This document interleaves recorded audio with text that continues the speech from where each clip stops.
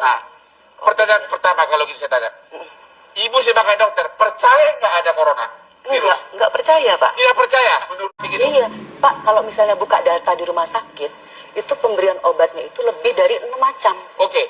Lebih dari 6 macam. Oke.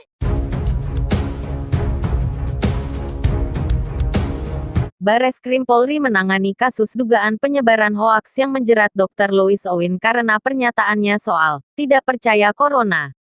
Setelah dilakukan pemeriksaan mendalam, tidak dilakukan penahanan terhadap Dr. Lois. Pernyataan tersebut disampaikan Direktur Tindak Pidana Siber Bareskrim Polri Brigjen Slamet Uliandi.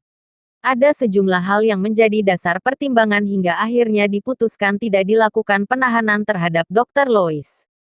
Pertimbangan itu diantaranya, penyidik berkesimpulan Dr. Lois tidak akan mengulangi perbuatannya dan tidak akan menghilangkan barang bukti.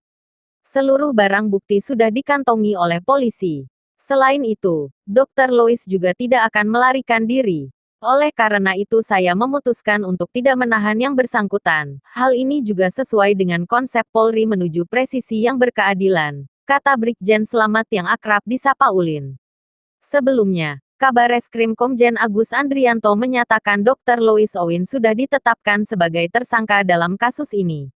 Dia terancam hukuman maksimal 10 tahun penjara. Dr. Lois ditetapkan sebagai tersangka tindak pidana menyebarkan informasi yang ditujukan untuk menimbulkan rasa kebencian atau permusuhan individu dan/atau kelompok masyarakat tertentu berdasarkan atas suku, agama, ras, dan antar golongan, sara, dan/atau tindak pidana menyiarkan berita atau pemberitahuan bohong dengan sengaja menerbitkan keonaran di kalangan rakyat, ujar Komjen Agus melalui pesan singkat.